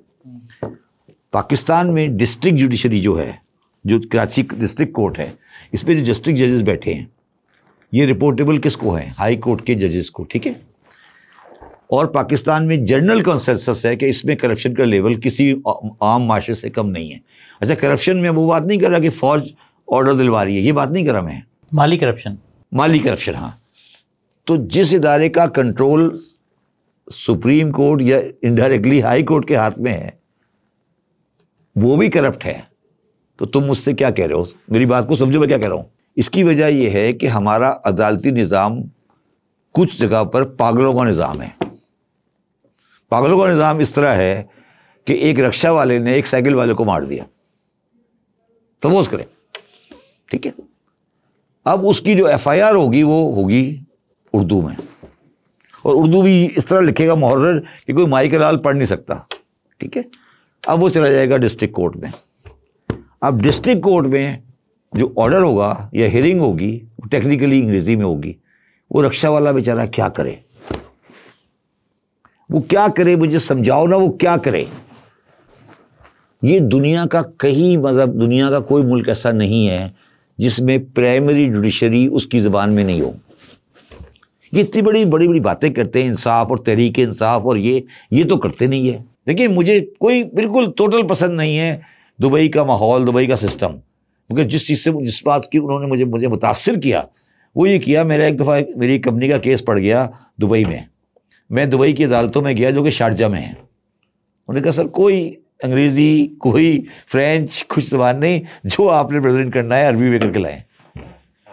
मैं वहाँ बैठा हुआ था, वो अरबी में लगे हुए थे। उन्होंने कहा जी कुछ भी करना है आप लॉयर ले आए, न्यूयॉर्क से ले आए, पेरिस से ले आए, जो करना है करें, मगर आपकी प्रोसीडिंग यहाँ अरबी में होगी, बस आप मेरे साथ कोई अंग्रेजी की बात नहीं कर सकते। ये मुझे, हमारा तो ये हाल है कि हमने जो ऑर्डर पास किया था कि पाकिस्तान में उर्दू नाफिज करें, वो अंग्रेजी में लिखा था। ठीक है ना, तो यार ये तो अजीब सा मुल्क है ना यार। ये आप ये बताएं कि अगर एफबीआर करप्ट इदारा है, बिल्कुल है, ठीक है, तो हमने पूरी मुल्क की टैक्स कलेक्शन का काम उसके जिम्मे लगाया हुआ है, यानी कि वो हमें पैसा कमा के देगा, एक सेकंड, तो मुल्क चलेगा। नहीं, पूरी मुल्क की सिक्योरिटी का इंतजाम पुलिस के लिए नहीं लगाया हुआ, जो पुलिस वाले जाके लोगों की डकैतियां करते हैं। सही है सर, पुलिस भी सही है, मगर बात ये कि एफबीआर तो पूरा मुल्क चला रहा है ना। क्या बात है, तो पुलिस सारी सिक्योरिटी का जिम्मेदार है। ओ भाई ये नहीं हो सकता। देखें, जो एफबीआर देता है कमा के, उसी से सबको तनख्वाहें मिलती हैं, पुलिस को भी मिलती हैं, तो और इदारों को भी मिलती हैं। 100 में से 50 रुपए दे ही देते ना। हाँ, तो मैं यही कह रहा हूँ कि बात सुनो, तो हमने उस इदारे को उस इतना बड़ा काम लगाया हुआ है कि वो हमारा मुल्क चला रहा है, तो क्या करें फिर? तो पहले इसको सही करें ना। कहाँ से लाए फरिश्ते? आपने भी सर कोशिश नहीं की, आपने भी एक साल भी काम नहीं किया। मैं एक दिन टैक्स ऑफिस पे, जब मैं चेयरमैन था, मैं एक टैक्स ऑफिस गया, तो मैं कराची में टैक्स ऑफिस में आया, मैंने एक अफसरों से पूछा भाई कि कैसे सही हो सकता है टैक्स, क्या करप्शन कैसे कम होगी? तो मुझे 2 सोल्यूशन मिले, तुम गौर से सुनो, 2 सोल्यूशन मिले मुझे। एक सोल्यूशन ये मिला, उन्होंने कहा सर आप हमें इस बिल्डिंग के अंदर लॉकअप बना दें। अच्छा, कि हम फैसल ने टैक्स नहीं दिया, हम अंदर कर दे 4 दिन के लिए। सही है, टैक्स वाले ही अंदर कर दे लॉकअप में। अच्छा, लॉकअप मीन्स समझ गया। मैंने कहा सर ये तो नहीं हो सकता, लॉकअप तो नहीं बात है। एक और के पास चला गया, वो जरा डिफरेंट शरीफ से आदमी थे। मैंने कहा सर ये कैसे सही होगा, टैक्स डिपार्टमेंट, आप, मैं चेयरमैन एफबीआर लगाऊं, क्या करें? उसने कहा सर जब टैक्स पेयर और टैक्स ऑफिसर दोनों बावजू होंगे तो ठीक हो जाएगा। मैंने कहा सर ये बावजू कब तक हो जाएंगे दोनों? उसने कहा सर तबलीगी जमातें गई हुई हैं, टाइम लगेगा, हो जाएगी। मैंने कहा कब तक वापस आ जाएंगी? उनका जी कुछ पता नहीं है, सारे बावजूद हो जाएंगे तो हो जाएगा सही। अब 2 एक्सट्रीम है, एक बोल रहा है कि मुझे लॉकअप बना दे, एक बोल रहा है मुझे बावजूद कर दे सबको। तो ये अच्छा, जो बावजूद वाले होते हैं ना, बड़ी इंटरेस्टिंग केस है ये भी। 90% बावजूद वाले उस वक्त बावजूद होते हैं जब उनकी उम्र 55 से ऊपर होती है। 40 से 55 तक वो निहायत करप्ट होते हैं। इसलिए मैंने, आपने कभी वो चीज गौर नहीं की, पाकिस्तान में जितने भी थानेदार रिटायर होते हैं वो दाढ़ी रख लेते हैं, इसलिए कि वो अंदर का इतना बड़ा एक, तो इसलिए बावजूद वाले थे वो अलग। उन्होंने कहा सर देखें, मैंने कहा सर तुम्हारे कैसे सही होता है पाकिस्तान? उन्होंने कहा सर एक काम करें, टैक्स पेयर और टैक्स देने वाला दोनों बावजूद गुफ्तगू किया करें, सही हो जाएगा मुल्क। और वो कह रहे हैं लॉकअप बना दें। यार ये देखो, ये दुनिया में देखो, मेरी एक बात याद रखो, दुनिया में कोई आदमी टैक्स देना नहीं चाहता। दुनिया में कोई आदमी ऐसा नहीं है जो बेईमानी के लिए इंसेंटिवाइज नहीं हो। टैक्स का सिस्टम ईमानदारी के ऊपर नहीं बनाया जाता, टैक्स का सिस्टम इंफॉर्मेशन में बनाया जाता है। कि अच्छा, न्यूयॉर्क में इतना बड़ा शहर है, कोई टैक्स ऑफिस नहीं है, पता है आपको? अच्छा, कराची में जो बंस रोड पर आपने एक मॉन्स्टर खड़ा किया हुआ है, ऐसा नहीं है कहीं। टैक्स ऑफिस उनका छिपा हुआ है 30 मील 40 मील दूर है वहां से, ठीक है। मगर अमेरिका में कोई ट्रांजैक्शन भी करोगे, उनके पास इनडायरेक्टली और डायरेक्टली रिकॉर्ड पाई जाती है। तो उसे अगर वो टैक्स नहीं देगा, उसे पता है कि यार ये ट्रांजैक्शन अगर आ जाएगी और फिर जब मुझे नोटिस आएगा तो उसके पीछे आईटीओ नहीं है, बल्कि उसके पीछे इनके पास कागज है, ठीक है ना। तो वो कभी चोरी नहीं करता, वो इसलिए नहीं कि अमेरिकन ईमानदार है। तो मैं ये कह रहा हूं कि कराची टैक्स ऑफिस को ले जाओ यहां से नूरियाबाद, और तमाम बैंकिंग ट्रांजैक्शन का मुझे एक्सेस दे दो। अगर चोरी हो जाए मेरा जिम्मा। मैं क्यों लाया था आईडेंटिटी कार्ड का सिस्टम? नहीं तो सर, ये तो आपने बात कर दी ना कि जो ट्रांजैक्शन हो रही है, बात ये है कि जो हमारे इकोनॉमी में इतना कैश घूम रहा है। अबे भाई वो बाद में करेंगे ना, जो मैं कह रहा हूं जो कैश तो हो रहा है वो बाद में आएगा। कैश भी कहीं ना कहीं बैंक में फिट हो जाता है कभी ना कभी आके, वो बाद में करेंगे। जो अभी ट्रांजैक्शन हो रही है वो तो कर लो। 5,000 रुपए का नोट बंद करने की मैंने बात की थी ना, ठीक है। मैंने कहा था गोल्ड की स्मगलिंग, गोल्ड की इंपोर्ट अलाउ कर दो। क्यों कहा था मैंने? इसलिए कहा था कि इस वक्त जितना भी गोल्ड है 40 टन, ये सब स्मगल हो रहा है। अब तो मुझे पता तो लगे गोल्ड मंगवा कौन रहा है। अब जो आजकल रिश्वत ली जाती है वो रुपए में नहीं ली जाती, वो ली जाती है गोल्ड में या डॉलर में। तो आप सिस्टम को इस तरह चेक करो ना, ये थोड़ी कि मैं आप कह रहे हैं कि एफबीआर में हम बहुत ईमानदार और साले इंसान बैठाएंगे, यही होगा। मैं क्यों छोड़ के आया था पता है तुम्हें? जब मेरा वीक डेज बहुत बिजी होते हैं, तो मैं जनरली सैटरडे को काम करता था एफबीआर में। तो सैटरडे को मैं एफबीआर चला जाता था, मेरी फैमिली तो थी नहीं उस वक्त। तो मैं सैटरडे को जब बैठा होता था एफबीआर के अंदर 3rd फ्लोर पर, तो मैं ये कहता था कि यार ये जो 18-20 हज़ार एम्प्लॉई है, ये लोगों के साथ बेईमानी कर रहा है, चोरी कर रहा है, रिश्वत ले रहा है, और इमरान खान ने मुझे इनका चेयरमैन बनाया हुआ है। तो टेक्निकली तो जिम्मेदारी मेरी है, या तो मैं सही करूं या मैं चला जाऊं छोड़ के।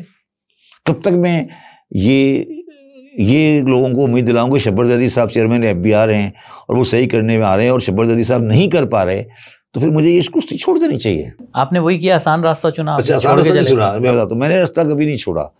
जब मेरी एक दिन तबीयत खराब हुई तो मेरी बीवी ने टिकट पकड़ा और उन्होंने कहा देखिए जी बात ये है कि अगर आप मज़ीद इस्लामाबाद में रहे तो you will not be remain alive.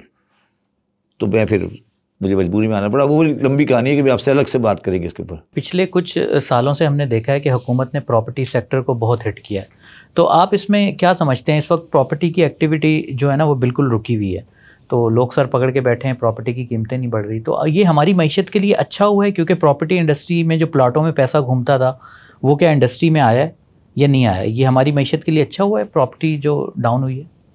देखिए, हमारी मईशत में प्रॉपर्टी सेक्टर में सबसे बड़ी ख़राबी ये है कि हमारे मुल्क में प्लॉट जो है, प्लॉट वो एक एसेट, इन्वेस्टमेंट एसेट बन गया है। प्रॉपर्टी एसेट होता है, प्लॉट एसेट नहीं होता कभी। तो हमें इमीडिएटली नॉन यूटिलाइजेशन चार्जेस को इम्प्लीमेंट करना चाहिए और प्लॉट की ट्रेडिंग को बंद कर देना चाहिए इमीडिएटली। हमने प्रॉपर्टी के कारोबार को और प्लॉट के कारोबार को मिक्स कर दिया। प्रॉपर्टी के कारोबार के अंदर पैसे लगे हुए हैं जो 2 नंबर भी हैं, जो कि जिसमें कारोबार होते हैं, जिसमें जुआ भी होता है, जिसने प्राइसेस को आगे कर दिया है, और उस प्लॉट की वजह से प्रॉपर्टी भी हाई हो गई है। ठीक है ना? फ्लैट की कीमत नहीं है, उस प्लॉट की कीमत से फ्लैट बना हुआ है। ठीक है ना? तो पहले आप प्लॉट को और प्रॉपर्टी को अलग अलग करें, और प्लॉट की ट्रेडिंग को आप बैन करें। प्लॉट जब बने, चाहे डेवलपर हो, कोई भी हो सके, प्लॉट उस वक्त बिकेगा जब आप 1 साल के अंदर इसको कन्वर्ट करेंगे घर के अंदर। तो सर इस वक्त तो प्रॉपर्टी हो, प्लॉट हो, दोनों ही डाउन हो गए हैं। तो आपके लीडर तो ये कहते रहे हैं कि प्रॉपर्टी से 40 इंडस्ट्रीज रिलेट करती हैं। तो इस वक्त 40 इंडस्ट्री रिलेट करती है, प्रॉपर्टी से रिलेट नहीं करती, वो करती है घरों से।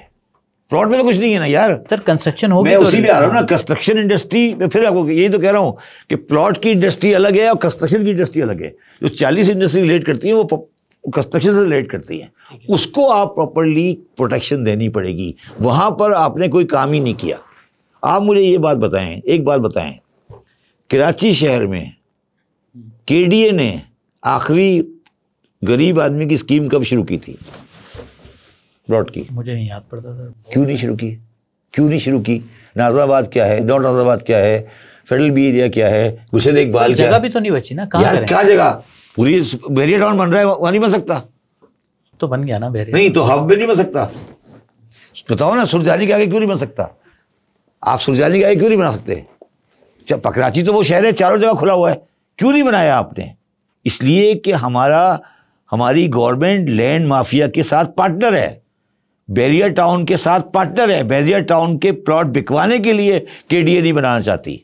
बैरियर टाउन और डीएचए ये पाकिस्तान में अमीर आदमियों का गरीब आदमियों पे एक्सप्लॉयटेशन का सबसे बड़ा जरिया है।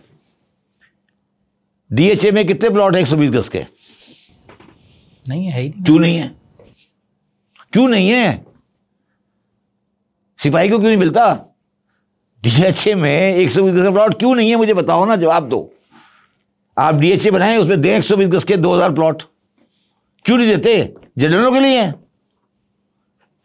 जनरलों के लिए बस 1000 गज के प्लॉट दे दिया जनरल, और जनरल साहब ने भेज दिया। ये कह रहे हो तुम लोगों का मसला ये कि तुम्हें बेसिक ग्राउंड रियलिटी का नहीं पता ना, ये मुल्क अमीरों के लिए बना है, गरीबों का क्या ताल्लुक इसके साथ? DHA 120 गज के मकान क्यों नहीं बनाती? पूछो ना उनसे बुला के किसी दिन DHA वाले को कि सर आप बनाए ना 120 गज के 3000 प्लॉट। एक आम आदमी तो 120 का प्लॉट नहीं ले सकता ना। आज एक कितने चलो 120 गज छोड़ो, 200 गज का प्लॉट है, 300 का है, 400 का है, कम से कम 500 का है। क्यों 500 का है? ये तो पाकिस्तान की आर्मी है ना, इसमें कोई नीचे वाला अफसर नहीं है, नीचे वाला बंदा कोई नहीं है, उसको क्यों नहीं देते प्लॉट? सिपाही को देते हैं 120 के प्लॉट, 80 गज के बनाए, 40 गज के बनाए, क्यों नहीं बनाते 40 गज के? पूछे ना बुला के किसी दिन, बुलाए ना किसी दिन उनको, सवाल पूछे ना, सर ये बताइए कि आपने DHA बनाते हैं हर शहर में, उसमें प्लॉट 500 गज का क्यों होता है? अफसरों को देना ना। देखो फैसल, बात ये है कि मैं जब ये बात कर रहा हूं तो मैं भी अपनी जिंदगी को रिस्क पे डाल रहा हूं ना। सर देखें, हर जगह कैटेगराइजेशन तो होती है ना। अबे भाई, अफसरान के लिए अलग होता है लेवल, उससे नीचे वालों के लिए अलग मैं होता है। पूछ रहा हूं पाकिस्तान में DHA ने कितने प्लॉट बनाए हैं 120 गज के? मुझे बता दो। 200 गज के कितने बनाए? क्यों नहीं बनाए? सही, तो आप ये कहना चाह रहे हैं कि हमारी हुकूमत प्रॉपर्टी सेक्टर को सही डील नहीं कर रही? हमारी हुकूमतें, हमारा माइंडसेट, हमारा कल्चर अमीरों के माइंडसेट के लिए बना है। ये मुल्क कभी सोशलिस्ट मुल्क नहीं रहा। हम ये समझते हैं कि जो सिपाही है वो आएगा, गोली खाएगा, उसकी लाश जाएगी, पाकिस्तान के परचम में लपेटेंगे, जाकर उसको चकवाल में दफन कर देंगे, उसकी बच्चे वहीं रहेंगे, बेटा बड़ा होगा, वो जाके फिर दोबारा आ जाएगा, उस तरह चक्कर चलता रहेगा। ये इस तरह चलता, यही है ना, यही खेल है ना। जनरल्स की कॉलोनी देखी है आपने? DHA फेज 5 में 1000 से कम कोई, शायद अब नया 1000 से कम है ही नहीं कोई। सर इसका जवाब मेरे पास सुनिए। आपको क्यों नहीं है?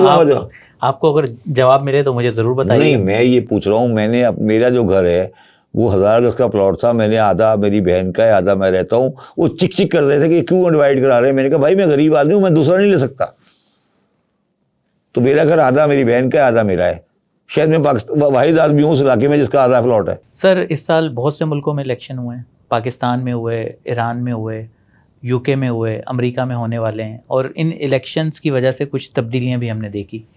और आपको क्या लगता है, कैसे देखते हैं आप इन तब्दीलियों में, ख़ास तौर पे जो ईरान में जो नए आए हैं और UK में जो इलेक्शन हुए हैं, वहाँ के वज़ीर आज़म नए आए हैं, कैसे देखते हैं आप? देखिए, हम तो PTI के हमदर्द है, ठीक है, हम तो ट्रम्प का इंतज़ार कर रहे हैं। अच्छा, उसके लिए तो आप इंतज़ार करें, अभी इलेक्शन होंगे तो क्या उसके लिए तो आप इंतज़ार करें। वो आएंगे, हमारी फाइल खोलेंगे।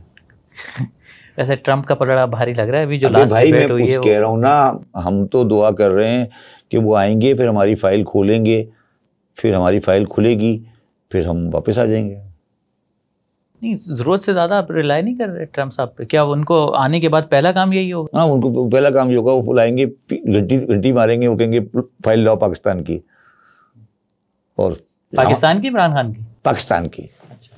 पाकिस्तान की फाइल का मतलब ये है कि यार फिर तुम लोगों ने सारे गलत काम किए हैं, वो अड्डू करो और इसको जीरो से स्टार्ट करेंगे। नहीं तो फिर उस नारे का क्या हुआ, अमरीकी गुलामी नामंजूर, जो आपके लीडर लगाते रहे? अमरीकी गुलामी नामंजूर का, ये अमरीकी नहीं, हमने कहीं नहीं लिखा गुलामी नामंजूर। नहीं सर, अमरीकी कहाँ लिखा है? सर आप बोलते रहे हम उसमें अमरीकी कहाँ लिखा है? सर बोलते रहे, वो जो पेपर लहराया था कि हमें अच्छे ताल्लुकात हैं, मगर नहीं उन्होंने, वो तो बाइडन था ना, वो बाइडन से दुश्मनी है हमारी। उससे नहीं, तो मतलब बाइडन की गुलामी कबूल नहीं है, ट्रम्प की कबूल है, नहीं ये कह रहे हैं आप? नहीं, हम ये कह रहे हैं कि हमारा झगड़ा हमेशा अफराद से होता है, इदारों से नहीं होता। अच्छा, तो अमेरिका भी इदारा है ना। तो इदारा है तो बाइडन तो फिर फर्द है ना? नहीं, तो बाइडन गलत था ना, हम तो कह रहे हैं हमारा गलत, बाजवा से झगड़ा था, बाइडन से झगड़ा था, इदारे से झगड़ा नहीं है। आसिम मुनीर से? हाँ, आसिम मुनीर से हो सकता है, किसी और से हो सकता है। हमारा इदारों से झगड़ा नहीं होता, हमारा झगड़ा होता है हमेशा शख्सियात से। तो शख्सियात को चेंज कर दो, हम मान लेंगे। आप बताएं गलत कह रहा हूँ? मुझे एक बात बताओ, तुम हंस रहे हो, अगर आज गाड़ी पकड़ के इमरान खान, आसिम मुनीर चला जाए इमरान खान के पास अडियाला, इमरान खान का क्या रिएक्शन होगा? सर बयानात तो बड़े तगड़े देते रहे। मैंने आपको पिछले प्रोग्राम में भी कहा था कि सिविलियन सुपरमेसी के ऊपर कन्विक्शन कितनी है, पहले मुझे ये मेरे साथ ये बात, पहले आप ये बताएं कि रिएक्शन क्या होगा, बात पूरी करें। एक्सेप्ट कर लेंगे इमरान खान? अच्छा, ये पाकिस्तान की रवायत है। नहीं तो चलें, वो खुद गुलामी से आज़ादी में कहाँ लिखा है कहाँ लिखा है अमेरिकी गुलामी? देखिए, जब लेफ्टिस्ट होते थे जब हम लेफ्टिस्ट होते हम कहते थे एशिया सुर्ख है, एशिया सुर्ख है, अमेरिका का जो यार है गद्दार है, गद्दार है, ये नारा लगा। आपको पता है वो सुना होगा जो बेनज़ीर भुट्टो ने कहा था, आपको सुना है किस्सा? यार जब 87 में बेनज़ीर भुट्टो आई थी ना लाहौर, ठीक है, लाहौर आई थी, तो वो लाहौर में ट्रक पे सवार होकर एयरपोर्ट से मीनार पाकिस्तान तक गई थी। तो वो जो ट्रक था ना, अगर आप उसके बोनेट पे बैठा हुआ देखें तो आपका खादिम बैठा हुआ था। इसलिए बैठा हुआ था कि वो जहांगीर बदर का दोस्त था, ठीक है। तो वहाँ पर पीपल्स पार्टी वालों ने, जो पीपल्स पार्टी वाले, क्योंकि अमेरिकन भुट्टो साहब को अमेरिकनों ने हटाया था, तो उन्होंने नारे लगाने शुरू कर दिए कि अमेरिका का जो यार है गद्दार है, गद्दार है। तो बेनज़ीर भुट्टो ने कहा जहांगीर बदर को लगा कि ये नारे नहीं लगेंगे।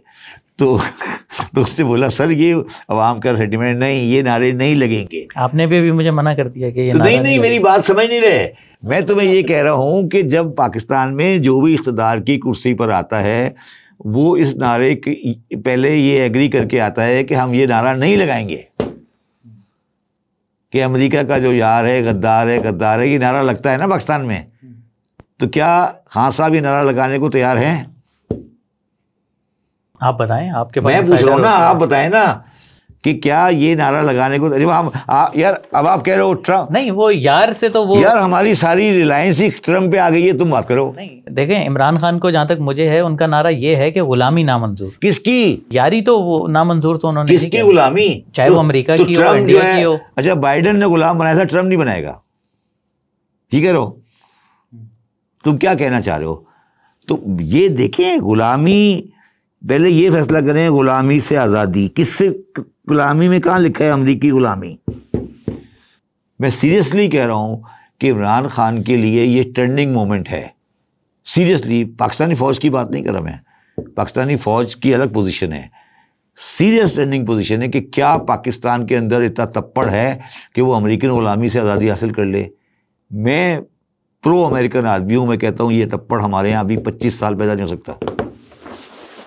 तो हम ये बिला वजह की बकवास नहीं करनी चाहिए हमें। तो इमरान खान ने तो पूरा नैरेटिव इस पे सेट किया। कहाँ सेट किया है यार? वो सर वो जो कागज लहराया और अमेरिका की बात, कहते साइफर था ही नहीं, वो तो अब कागज सब खत्म हो गया। अच्छा मुझे ये बताओ ना कि अगर ये सारा नैरेटिव डेवलप किया तो ट्रम्प क्या इंतजार क्यों कर रहे हैं फिर? सर वहां से तो ऐसा कुछ नहीं आता, ये आप ही कह रहे हैं और मतलब और लोग भी कहते हैं, काफ़ी बातें होती हैं। मस्जिदों में दुआ हो रही हैं, ट्रम्प आ जाए, क्या बात कर रहे हो जनाब? ट्रम्प साहब रहमतुल्लाह अलैह आ जाए तो काम मुझ बन जाएगा। यार हंस रहे हो, ट्रम्प तो हजरत ट्रम्प आने वाले हैं, ठीक है ना? तो वो इंशाल्लाह ताला हमारी गुलामी से आज़ादी की मुहिम में हमारे साथ साथ होंगे। ये बात नहीं है, क्या ये सोच नहीं है? मैं गलत कह रहा हूँ क्या? ये सोच नहीं है? वैसे पीटीआई वालों ने तो उम्मीद लगाई थी। हैं? पीटीआई वालों ने तो नहीं, उम्मीद के बाद आगे क्या है? उम्मीद मामला सेट हो जाएंगे, इमरान खान बाहर आएंगे, वजीर आजम बन जाएंगे, और यही पीटीआई वाले ये सोच, यही कह रहे हैं ना कि ट्रम्प आएंगे, व्हाइट हाउस में दाखिल होंगे, घंटी बजाएंगे, पेन को बुलाएंगे कि पाकिस्तान की फाइल लाओ, पाकिस्तान की फाइल आएगी, वो घंटी दबाएंगे कि यार ये जो पुरानी सारी एक्शन है इसको अंडू करो। यही कह रहे हो ना तुम सही सोच रहे हो, मैं भी एक तुम्हारे साथ हूँ। तो ट्रम्प अंकल को आने दो, देख ये तो हमारी उम्मीद है इंशाल्लाह नवंबर। अच्छा अब आ जाए वापस इलेक्शन के ऊपर।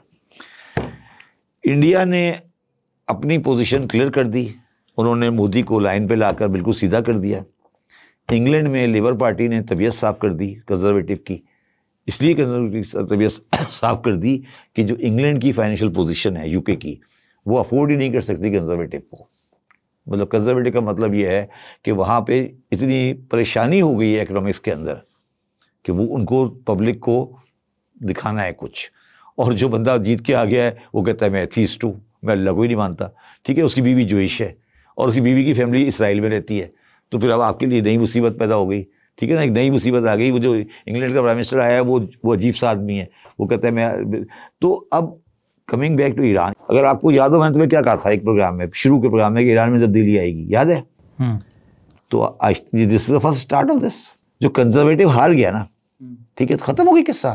तो ये तो ग्रेजुअल आगे बढ़ता जाएगा। ठीक है, यानी कि अच्छा देख रहे हैं आप इसको? बहुत अच्छा देख रहे हैं सर। मुहर्रम है, हज़रत हुसैन रज़ी अल्लाह ताला अन्हु की लाजवाल कुर्बानी का महीना है और उनकी कुर्बानी हक और इंसाफ के लिए थी। आपको लगता है कि जो है पाकिस्तान जो इस्लाम के नाम पर बना, हमने उनकी रवायत को ज़िंदा रखा हुआ है? देखिए, दो बातें बड़ी क्लियर आप रखें। यहाँ इंसाफ हो रहा है वैसे? नहीं, इंसाफ हो रहा है। देखिए, दो तीन चीज़ें हम इमाम हुसैन की कुर्बानी के सिलसिले में या इमाम हुसैन की तहरीक के सिलसिले में हमें याद रखनी चाहिए। चाहे वो शिया हो या वो सुन्नी मुसलमान हो, उन्होंने इमाम हुसैन की जो कुर्बानी है उसके मकसद को अपने मज़हब तक लिमिट कर दिया। इसको मजहबी सब्जेक्ट बना दिया कि मजहबी सब्जेक्ट है कि शिया मातम कर रहे हैं, मजालिस कर रहे हैं, सुन्नी अक़ीदत के कर रहे हैं, और ये एक इस्लामी हिस्टोरिकल इवेंट और इस्लामी एक वाक़या बन गया, इस्लामिक चीज़ का ये ताल्लुक़ हो गया। ठीक है, ये आपने इसको इस तरह करके आपने इमाम हुसैन की कुर्बानी के मकसद को नीचे कर दिया। इमाम हुसैन की कुर्बानी का मकसद जो था वो सिंपल ये था कि इसको थोड़ा सा हिस्टोरिकल पर्सपेक्टिव में समझें। इमाम हुसैन अलैहिस्सलाम ने, कि यजीद ने कहा कि मैं एक, इसको हम अंग्रेज़ी में बोलते हैं डिफेक्टो रूलर हूँ। डिफेक्टो रूलर होता है जो रूलर होता है, और एक होता है उस रूलर बाय हक, उसको बोलते हैं डी ज्योरे रूलर। ठीक है, यजीद ने कहा मैं डिफेक्टो रूलर हूँ, इमाम हुसैन ने कहा कोई बात नहीं। यजीद ने कहा मैं डी ज्योरो रूलर हूँ, मतलब मेरे पास ये हक है कि मैं रूलर हूँ, मुसलमानों ने मुझे हक दिया है कि मैं डी ज्योरो रूलर हूँ। इमाम हुसैन ने कहा देखो भाई, तुम डी फैक्टो रूलर हो, मुझे कोई एतराज़ नहीं, तुम डी ज्योरो रूलर नहीं हो, तुम्हें डी ज्योरो रूलर में नहीं मानता। तो डी फैक्टो रूलर ट्रम्प भी हो सकता है, मोदी भी हो सकता है, ज़ियाउल भी हो सकता है, मुशर्रफ भी हो सकता है, इमरान खान भी हो सकता है, ये सब डी फैक्टो रूलर हैं। सिकंदर आज़म भी हो सकता है, ये सब डी फैक्टो रूलर हैं। मगर हमारे आकाए नामदार डी फैक्टो रूलर भी थे और डी ज्योरो रूलर भी थे। ठीक है, और जो हमारा ये बिलीव है, जनरल बिलीव ये है कि 4 खुलफाए राशिदीन डी ज्योरो रूलर थे, ये हमारा एक बिलीव है। तो उसके बाद जो लोग इमाम हुसैन अलैहिस्सलाम को यजीद ने कहा कि मैं डी ज्योरो रूलर हूँ, डी फैक्टो में तो कोई झगड़ा ही नहीं था, इमाम हुसैन ने कहा तुम डी फैक्टो रूलर नहीं हो। ठीक है, उसने कहा अगर आप de facto ruler de jure ruler नहीं मानेंगे तो मैं आपको कत्ल कर दूंगा। इमाम हुसैन ने कत्ल करने के लिए जगह नहीं दी। उसने कहा जी अगर तुम समझते हो कि मैं तुम्हें नहीं मानता तो मुझे ये इजाज़त दो कि मैं तुम्हारी सल्तनत से बाहर चला जाऊँ। तो इमाम यजीद ने कहा नहीं, अगर सल्तनत से बाहर चले गए तो फिर भी मेरी डी ज्योरो जो कॉन्सेप्ट है वो एक्सेप्ट नहीं हुई ना, कि एक आदमी ने नहीं माना। तो इमाम हुसैन की जो शहादत है वो सुसाइड नहीं है। उन्होंने कहा देखिए मैं तुम मुझे मार दोगे मगर मैं डी ज्योरो को डी फैक्टो को डी ज्योरो नहीं मानूंगा। तो अब जो भी इंसान जो किसी का हुक्मरान बन जाए उसका मतलब ये नहीं है कि हुक्मरान बन गया तो वो हक पर आ गया। तो जब हुक्मरान भी हो और हक पर भी हो तो यजीद किस मुसलमानों के 99.99% के हिसाब से डी ज्योरो रूलर नहीं था। ठीक है, इमाम हुसैन ने कहा भाई देखो, कोई चाहे हिंदू हो, सिख हो, पंजाबी हो, मुसलमान हो, कोई भी हो, अगर डी ज्योरो का राइट नहीं रखता तो उसको डी ज्योरो नहीं मानना, और अगर नहीं मानने की शक्ल में तुम्हें मरना भी पड़ जाए तो मर जाओ। तो इमाम हुसैन अलैहिस्सलाम की जो शहादत है वो हक और बातिल के अंदर ये डिस्क्रिप्शन है कि हक और बातिल की जंग के अंदर मौत या जिंदगी सब्जेक्ट नहीं है, मकसद सब्जेक्ट है। 313 आदमी बदर में आए रसूलुल्लाह सल्लल्लाहु अलैहि वसल्लम के साथ, वो जंग जीत गए, उसमें जीतने वाला फातेह हो गया। करबला में 72 आदमी आए, 72 आदमी इलेक्शन हार गए, जंग हार गए, मगर हारने वाला फातेह हो गया। ठीक है ना, ये दोनों बदर और करबला एक ही चीज़ है। ठीक है ना, तो अब अगर आप बदर और करबला को अच्छा, इसीलिए यजीद ने जब इमाम हुसैन का सर आया तो यजीद ने इमाम हुसैन के सर को देख के कहा कि मैंने बदर के मरने वाले जो उसके नाना और मामू थे उनका बदला ले लिया। ठीक है ना, ये उसका बड़ा तारीखी जुमला है यजीद का। तो बदर और करबला एक ही चीज़ है। बदर में जीत कर फतेह हुए और जिंदा रह के फतेह हुए, और करबला में मर के फतेह हुए। तो ये इमाम हुसैन ने बताया, इस्लाम ने ये बताया कि कभी फतेह होता है इंसान जीत कर, कभी फतेह होता है इंसान मर कर। ये इंसानियत का खेल है, इससे कोई ताल्लुक मुसलमान का नहीं है। सर बात ये, अच्छा अब आगे चले। अब सवाल ये है कि इमाम हुसैन का पैगाम किसी मुसलमान मुल्क में अप्लाई नहीं हो रहा। आप जो बात करें इंसाफ की बात, क्योंकि इमाम हुसैन के पैगाम को अप्लाई करने के लिए आपको इमाम हुसैन की सुन्नत पे अमल करने की सलाहियत होनी चाहिए।